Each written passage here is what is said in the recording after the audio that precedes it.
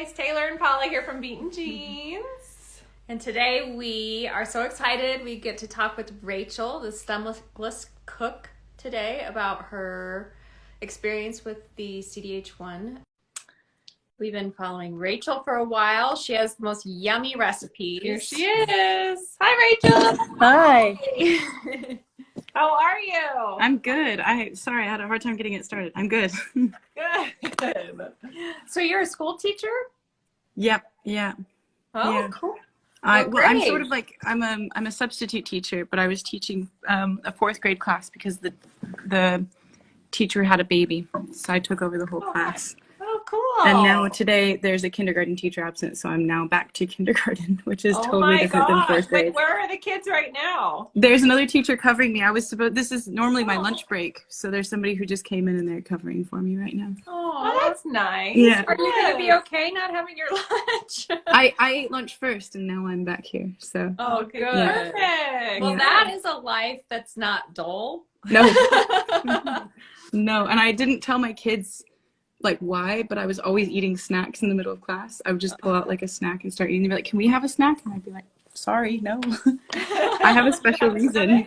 No, you can't. Yeah, And where- exactly. Where are you coming to us from today? I know I'm you in Oakland, lived- Oakland, California. Awesome. Yeah. Very cool. Yeah, Well, thanks for coming and talking to us today. no problem. Yeah, We've been following each other for a long time. yeah. and Nice to meet you as well. Are you like a chef or is that like a passion of yours or another career or what? It's not a career. It's just something I enjoy doing. Yeah, it's just something I do for. I love cooking. After I had the operation, I had a hard time trying to find things that made me feel good. So that was kind of like a passion project as well. Like it's better to eat when you enjoy eating, really. So, Right. It's such a big part of life, isn't it? yeah, and you don't realize it until it's General. affected like completely. So Right. yeah. Yeah. I want to make your black bean brownies on a side note. I'm going to do that this week. I have my friend commenting that she's the best cook, even better than my mom. Oh. How nice. Yes, Yeah. you guys need to go head over to her page, the Stomachless Cook, and her recipes and food is just so pretty. It's like, and the photography is really good. Yeah. So, yeah. Agreed. You should do a gastrectomy cookbook. Honestly, yeah, I've been thinking of, so that maybe during the summer when I don't have to be around 30 kindergartners at the same time. That'd be a fun project for sure. Yeah. So you have the CDH1 mutation. Yeah. Do you mind telling us how old you are? Yeah, I'm 26, but I was 23 when I was diagnosed. Okay. And your mom got diagnosed. Is that what brought you? Exactly. Diagnosed? Yeah. Can you take us back to that? What happened there? Yeah, she had breast cancer twice, I think. And the second time, I don't really know exactly what happened, but they were like, something's up. So they did a gene panel test. And I think it was sort of by chance that CDH1 was on there. They weren't looking for the CDH1 gene. And then she tested positive for it. And then that started the whole chain reaction of seeing all the genetic counselors and all the other doctors. And her journey is very different from mine. But long story short, she ended up having a gastrectomy pretty soon after she found out that she had the gene. And then at the time I was living in France. And then I moved back home for the summer. And that summer, gosh, it feels like so long ago, and also just like yesterday, it's kind of weird. That summer, I went to the doctor, had my test done, like all in like the last month that I was living there, because I was moving back to Paris. And they said I was positive, and I had an endoscopy, and then I didn't get the results until like 2 days before I was meant to move back to Paris. And then I moved back, and they said, "Oh, we did find cancerous cells, so you need to come back now to have your stomach removed." And I was like, I literally just signed a lease. Like, I just moved to another country. It's not really very easy for me to just get on a plane and come back and have this major operation. Like, I had a job set up. So they said, like, as soon as you possibly could. So I came back Christmas of 2018, had my stomach removed, stayed for a month, and then moved back to France. Oh my gosh, a month later? Yeah, Wow. which, like, retroactively, like, probably was pretty crazy, but I was like, I can do this, I can be okay. And then I went back and it was really hard. That was like the hardest. Were you alone or did you have any family come with you? No, I was alone. Yeah. My partner lived in London. He came and helped me move back to get everything settled. And then, Right. well, he still lives in London. And yeah, he helped me get all settled in. But it was really hard to eat. It was really hard to do anything. I really don't know how I did it. Like looking back on it, it was really hard. And then I stayed there, and then eventually I was fine, and I was doing everything like normal. And I was So where did you have your surgery? Which at facility? Stanford. Stanford. Yeah. What a long flight back. Yeah. Wow. That was the best part of it, was the flight, was that they got me a wheelchair. So they came and picked me up at the door of the airplane and pushed me through the airport through all the secret passages. And then I ended up on the other side. That was pretty cool. Oh my gosh. So you said, then I got back to normal, or you started feeling better. How long did it take you to get to that point? I sort of jumped right back into it because I was a teacher in France as well. So I went right back to teaching. I missed, well, it's France, so there were strikes. And then, so I think didn't go back immediately to work. I luckily had another month off because they were striking. Oh, that's convenient. Yeah, it was really convenient. It really was. Yeah. And, but I was still a nanny for a little girl. She's 5 years old. She was 5 years old. Now she's like, I don't know, 8, 7.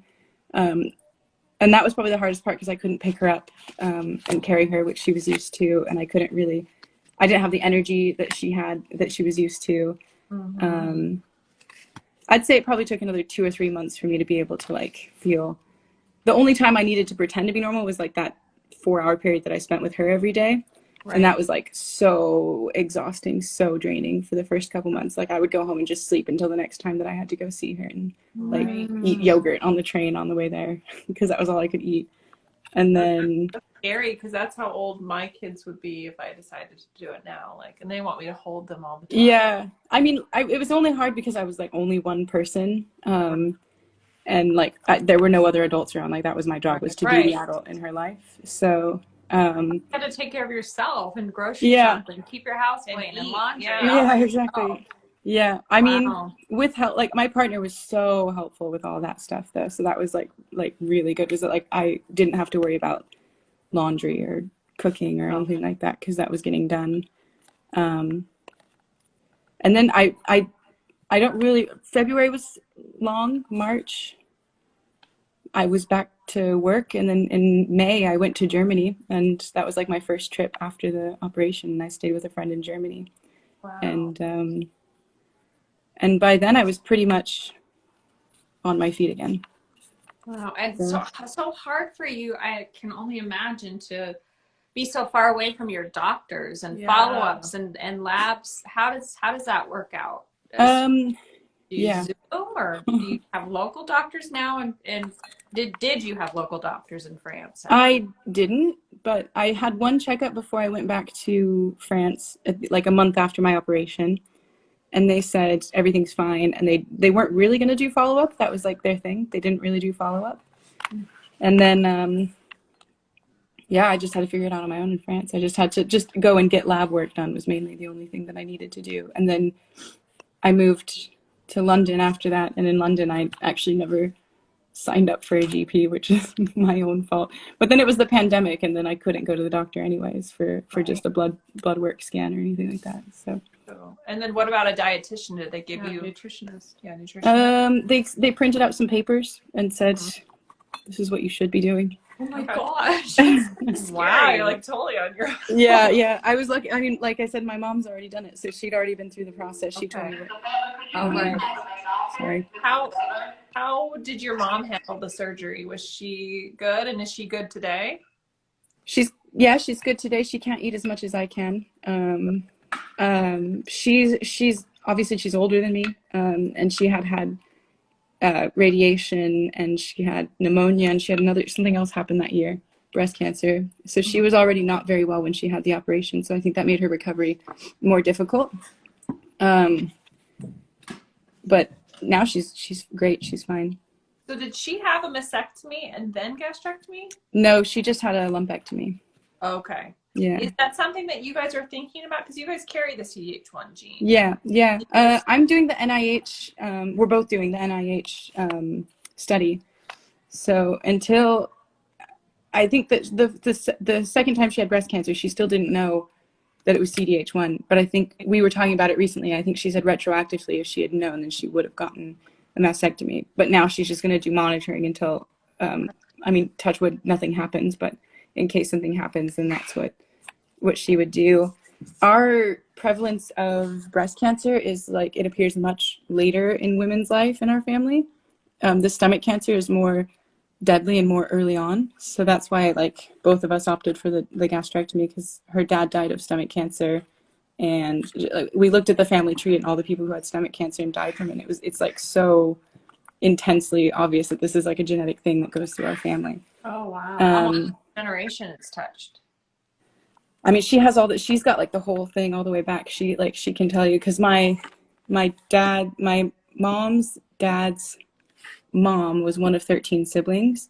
Mm-hmm. And I think out of those 13, 6 or 7 of them had breast or stomach cancer. Mm-hmm.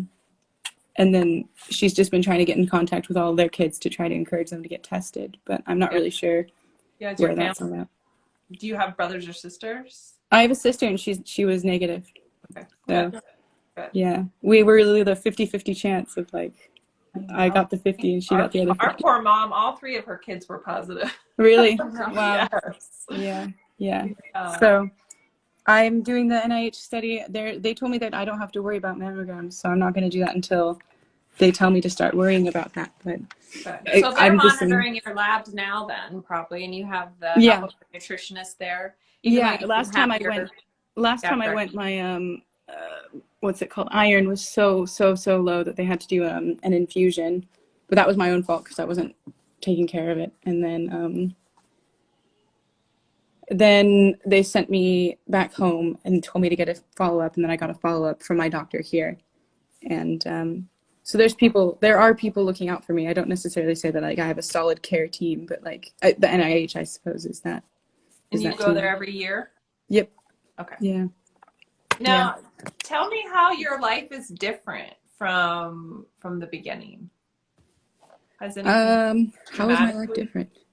Yeah. I honestly, I wouldn't say it's that much dramatically different. Yeah, I still partied hard that summer after I had my stomach removed. I was out like drink?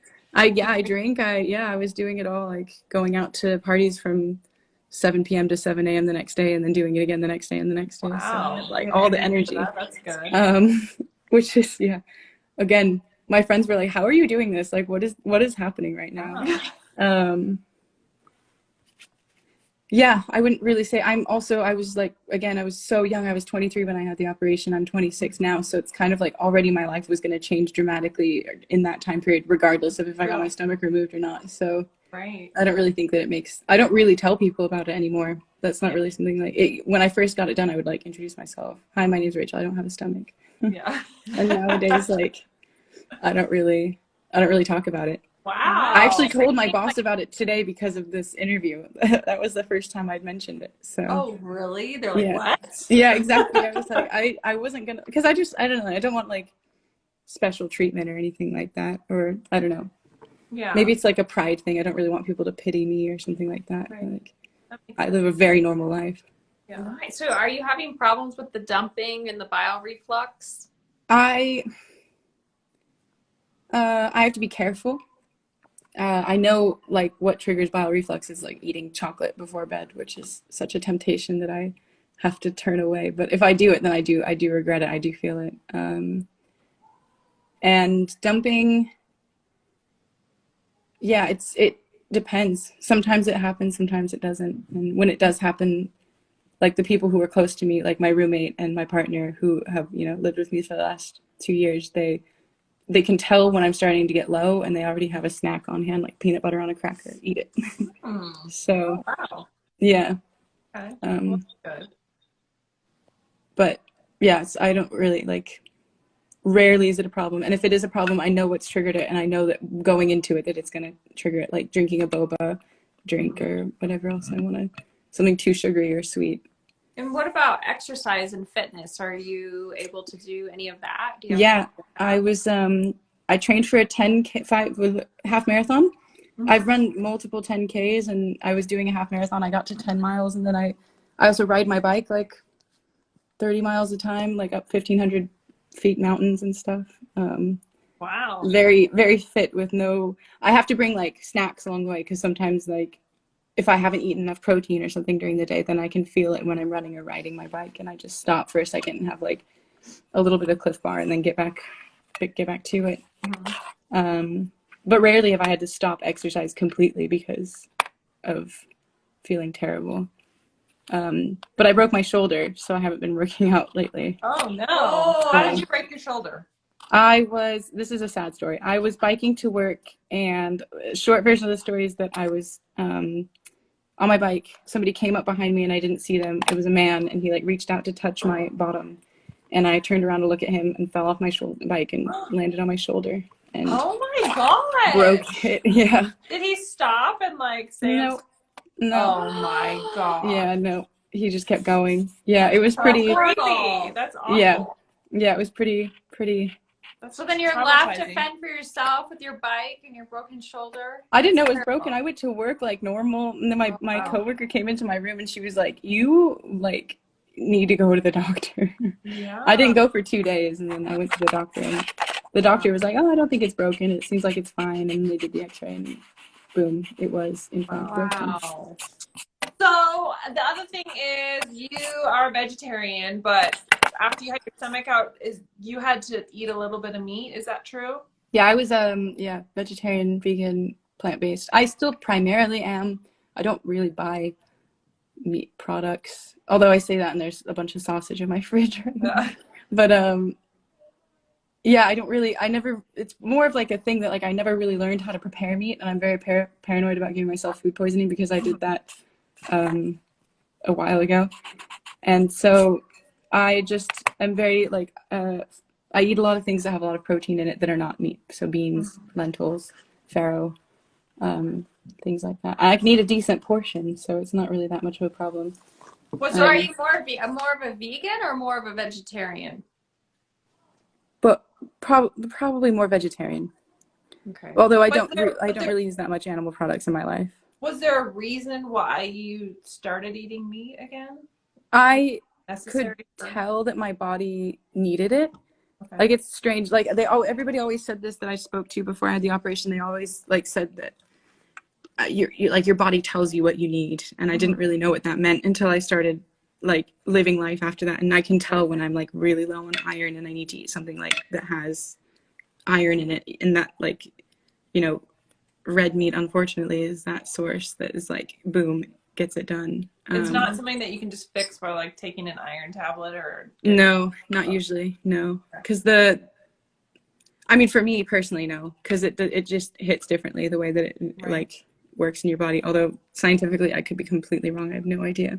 Well, as long as you're feeling good, I think that works for you, right? Yeah. But I've also like done like the Beyond sausages. Those do the same thing as like a regular sausage for me. You get the same benefit, the same I mostly eat a lot of tofu and a lot of tempeh and a lot of Beyond sausages. And I saw your post about your food poisoning. Right? Yeah. And so are you more prone to that sort of thing? No, I just literally did not know how to cook a sausage. Oh. And I gave myself food poisoning, yeah. Oh, that is horrible because that was my own fault completely. I was just heaving and I couldn't vomit. Like I couldn't do anything. I was just like, and I didn't even eat that much of it. And my partner was coming over that night. We were supposed to have just like dinner together and watch a movie. And he came over and I had to like lay on the floor of the shower with cold water on me because I was just like in so much pain. And I came to the door with my hair all stringy. And I was just wearing a towel and I was like, "Hi." And he was like, "What is going on?" And I was like, "I don't feel good. I think I ate something bad." And he was like, "You need to go to the hospital." And I was like, "No, I will not go to the hospital." I refused. And then he was like, "Okay, if you wake up in the morning and it still feels this bad, then we're going." And throughout the night, I actually did have some pretty serious like stomach pain or intestinal pain, I guess. But by the morning it was fine. Wow. So. That's scary to not know. And then like, do you trust the doctors? Like so many people don't know how to take care of those, people that don't have a stomach. Right. Yeah. And my partner's also like chronically ill. He was born with a heart defect. So he knows like the struggle of like, do you go to the doctor, or like do you trust that the doctor is going to know all these like intricacies of my health record and like be able to understand what's going on? I didn't want to go and have them be like, we have to pump your stomach, and then have to explain to them like I don't have a stomach, and then have to figure out like who they're going to call, and like, so yeah. And he was able to be there with you during that. Yeah. He was just, that's good. I think you need a support person in the he was hospital. freaking out. He was like, what do I do? Wow. Did your pathology show that you had signet cells in your stomach? Yeah. Good. Yeah. Some crazy number of spots I don't remember. Yeah. Oh, thank goodness. Wow. Well, gosh, you seem just like totally normal. Yeah, exactly. And was your surgery open? Yeah, my scar goes from like under my sternum all the way down. So and no complications. How many days were you in the hospital after? 6. Oh, that's yeah. I was there for Christmas. I was in the hospital on Christmas Day. I went in on the 20th and I got out on the 26th. Wow. Yeah, I don't know. Yeah, I feel very normal. I try, like, again, it happened. It was crazy. It was a whirlwind of events. And then I not that I don't want to think about it. I do think about it, but it's just like I'm pushing forward. This like is a completely different stage of my life now than it was when I was 23. first. So it's been 3 years, coming up on 4 years? December 2018, yeah. So yeah, it was just 3 years. 3 years. Yeah, just 3 years, exactly. Yeah. That's very encouraging how quickly you've been able to figure out how to navigate and live a normal life. I think it also goes to show you that the younger you are, the better your recovery is. Also. I think so, yeah. Although I know some people who are my age who have had complications as well, so yeah. Just depends. I don't know. I wouldn't say I was like the most healthy person before I had the operation. But I think it has changed the quality of my life for the better significantly. Wow. Which, because I'm just so much more conscious of what I eat. So much more conscious of how I move myself and how I interact with my body. It was something I didn't really think about, I don't think, before I had the operation. That's a good point. Yeah. Do you have any other questions? Well, do you have any tips of advice and wisdom you want to share to everyone that may be venturing down this path or are thinking, how is she doing this? I'm over here struggling. I mean, first of all, don't compare yourself to others for any situation in your life, because everybody is different and every situation is different and every body is different. You never know like how your body's going to react to anything. So, and like, I mean, most of my days are good days, but some days there are bad days, and you just have to find what works for you in those bad moments. Right. So it might be, eating a tub of ice cream and 4 cookies, because that's what you want. That? I can't eat a tub of ice cream, but I ate like 2 cookies and a slice of cake last night after dinner. Wow. So, that's rare. That's rare to hear that. Yeah, it was. Yeah, I don't know. Again, I don't know how I did it. I think that you can tell. Well, somebody said, are you scared about recurrence? I'm not personally, because the way that they remove my stomach, I know that they did all of the gastrointestinal, whatever the tissue is. It went all the way up to my esophagus and through to my small intestine. So I don't think that there should be recurrence. I mean, that's another thing I try not to think about is the possibility that I could very well have cancer again in some other part of my body. I know. Right. That's what we toy with and why we're trying to be But that's so everybody in the whole world. It is. Yeah. Everyone could make themselves sick over that, right? Yeah, exactly. And I mean, when I met my partner, it was June, and I came home in July, and I found out in August that I potentially had the gene. And so that was already scary, is like telling somebody that you're just starting to date, like, I might have cancer or be prone to it. And then the end of August, I found out that I did have it. And then I wasn't sure what I was going to do. If I have cancer, at what point do I have my stomach removed? And I was like living with that feeling of like, because my mom had already done it. So I knew that eventually it was going to have to come to me having to do it. And I did. I worried myself sick. I was like physically ill, like trying to think about what was going to happen. I knew that I was moving. I was like starting a new relationship. I was like meeting new friends. I was going to a new country again. Like, doing all kinds of things that I didn't want to have to put on hold because of my body. And I felt very frustrated that it was something that was completely out of my control. And like, I had nothing that I could do about it. And I didn't like, I didn't think, oh, okay, well, I'll just go with the flow on this one. I tried to control the situation as much as I could, but there like literally was nothing I could do. And when I found out that like the doctor said that I had the cancer in my stomach after the endoscopy, when he said that, I was like, all right, well, I asked him, what do I do? And he said, if you were my daughter, I would tell you to come home immediately and have the operation. So I said, okay, I trust you because you're the doctor, and I did it, and then I'll figure it out from there. How brave. Yeah. So, and you're very mature of you to make that decision like that. Yeah, that was in October. And I about it. I mean, it happened so fast. Like, it was like I said, August I found out, September I had the endoscopy. October he called me and told me that I was positive.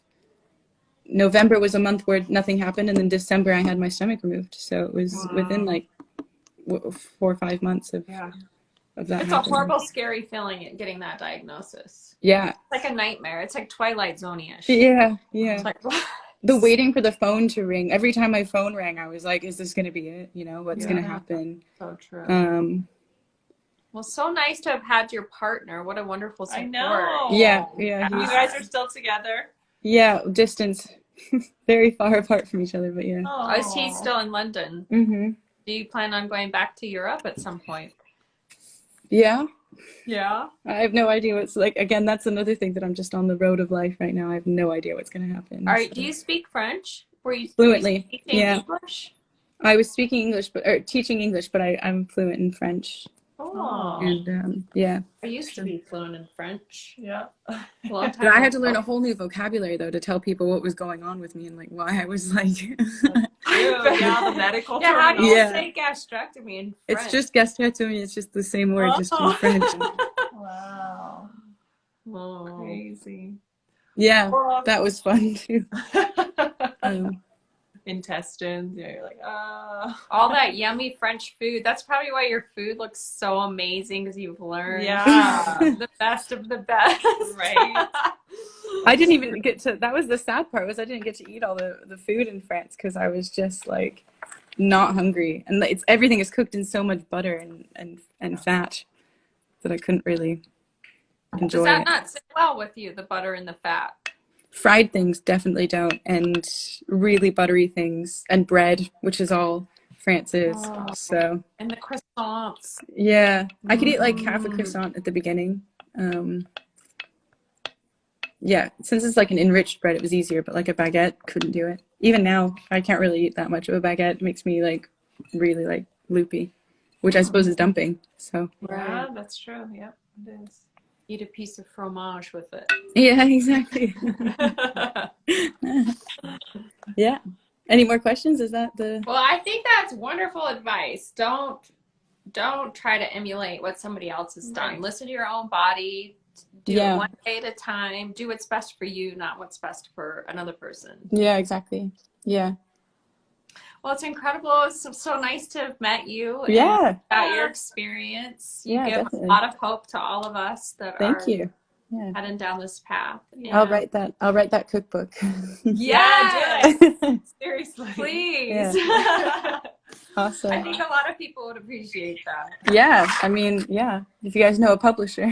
Okay. Amazon. You could just do it on Amazon. Yeah. Really? Yeah. Didn't you both do that? Didn't you write a book? We just like printed. We found a person that printed them up, and then now we just have don't have it PDF. published. We don't have it published. Okay. Yeah. Real with it. Yeah. Nice. Yeah. Awesome.